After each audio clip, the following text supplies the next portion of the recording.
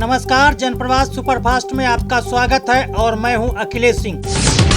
गृह मंत्रालय के निर्देश के बाद आज से देश में अनलॉक 1 की शुरुआत। 68 दिन बाद अब पाबंदियां कम और ज्यादा मिलेगी ढील।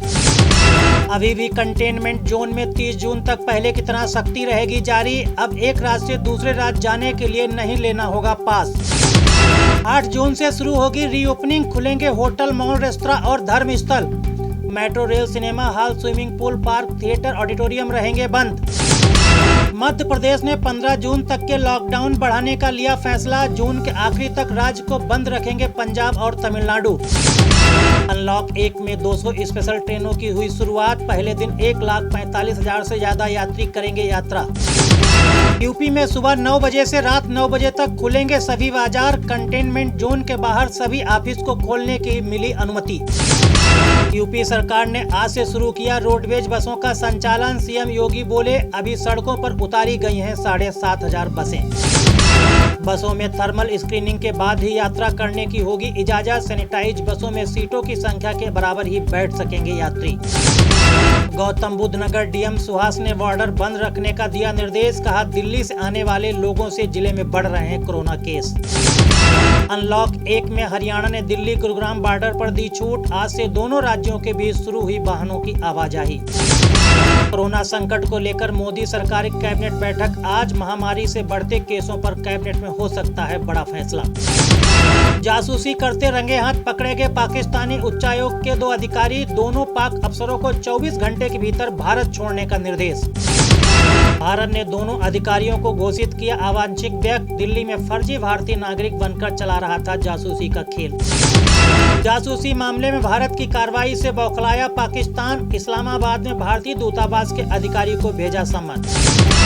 जासूसों के आरोपों पर कार्रवाई को पाक ने बताया वियना संधि का उल्लंघन। पाक पीएम इमरान खान ने जासूसी के आरोपों को बताया गलत। जम्मू कश्मीर के नौशेरा में घुसपैठ कर रहे 3 पाकिस्तानी आतंकी ढेर। सेना का तलाशी अभियान अभी भी जारी। संगीतकार वाजिद खान का कोरोना से चेंबूर के सुराना अस्पताल में निधन। किडनी ट्रांसप्लांट कराने के बाद कोरोना से हो गए थे संक्रमित। वाजिद ने अपने भाई साजिद के साथ कई फिल्मों में दिया था संगीत। खान के निधन पर कई अभिनेताओं ने जताया गहरा दुख। भारत में एक हफ्ते के भीतर कोरोना के बढ़े 50,000 मामले। दुनिया भर में संक्रमित मरीजों के मामले में 7वें स्थान पर पहुंचा भारत। मरीजों के ठीक होने का प्रतिशत 42% से बढ़कर हुआ 47%। देश भर में कोरोना संक्रमितों की संख्या हुई 1,90,622। लगातार तीसरे दिन 8,000 से ज्यादा कोरोना के दर्ज हुए नए मामले। मई महीने में सामने आए 1,55,756 नए मरीज। 82,796 मरीज अब तक हो चुके हैं ठीक। 5,406 लोगों ने गंवाई जान।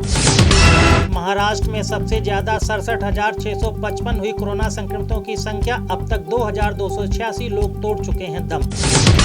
अब तक दिल्ली में 473, गुजरात में 1,038 मरीजों की जा चुकी है जान। तमिलनाडु में 13, पश्चिम बंगाल में 8, मध्य प्रदेश में 7 ने तोड़ा दम। दुनिया भर में अब तक 62,62,805 लोग हुए संक्रमित। 3,73,855 की जा चुकी है जान।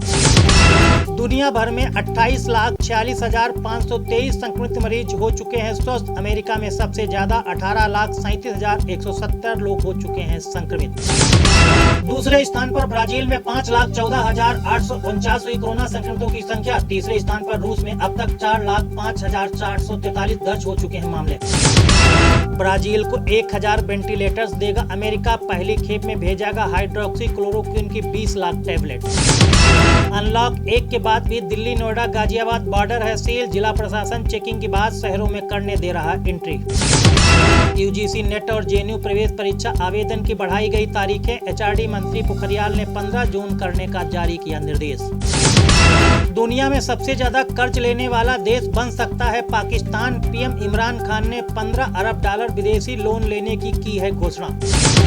चीन ने अमेरिका के साथ जारी अपने गतिरोध पर भारत को दी सलाह। कहा, अमेरिका चीन के बीच जारी शीत युद्ध का हिस्सा न बने भारत। उत्तराखंड के मंत्री सतपाल महाराज का कोरोना टेस्ट आया पॉजिटिव। सीएम त्रिवेंद्र रावत सहित सभी मंत्रियों को किया गया होम क्वारंटाइन। टेस्ट रिपोर्ट आने से पहले कैबिनेट की बैठक में मौजूद थे सतपाल महाराज। कैबिनेट की बैठक में मौजूद अन्य सभी लोगों को किया गया होम क्वारंटाइन। बिजली बिलों को लेकर बीजेपी ने गहलोत सरकार को घेरा, कहा राजस्थान में बिजली बिल भरने में मिले 30 जून तक की छूट। महाराष्ट्र सीएम उद्धव ठाकरे ने स्कूल खोलने के दिए निर्देश, कहा मुंबई से दूर वाले कोरोना फ्री क्षेत्रों में खुलेंगे स्कूल। यूपी बोर्ड की 10वीं और 12वीं का 15 जून तक आएगा रिजल्ट, सचिव नीना श्रीवास्तव ने कहा रिजल्ट बनाने का काम हुआ शुरू। बादलपुर निवासी आईएएस रानी नागर और उनकी बहन पर हमला, गाजियाबाद पुलिस ने रानी की शिकायत पर दर्ज की एफआईआर। सुरजेवाला और कुमारी सैलजा ने हरियाणा सीएम से पूछा सवाल, कहा आईएएस रानी के हरियाणा से यूपी कैडर भेजने पर दे जवाब। सीएम खट्टर का आईएएस रानी नागर के मामले में सुरजेवाला पर पलटवार, कहा कांग्रेस के दूसरे नेता सुरजेवाला बन गए अब हरियाणा के पप्पू। पंजाब हरियाणा हाई कोर्ट ने जाति सूचक शब्दों को लेकर दिया फैसला, कहा फोन पर बोलने से दर्ज नहीं हो सकता है SC/ST का केस। कोरोना और लॉकडाउन संकट के बीच आम आदमी को लगा झटका, केंद्र सरकार ने LPG गैस सिलेंडर किया 110 रुपए और महंगा।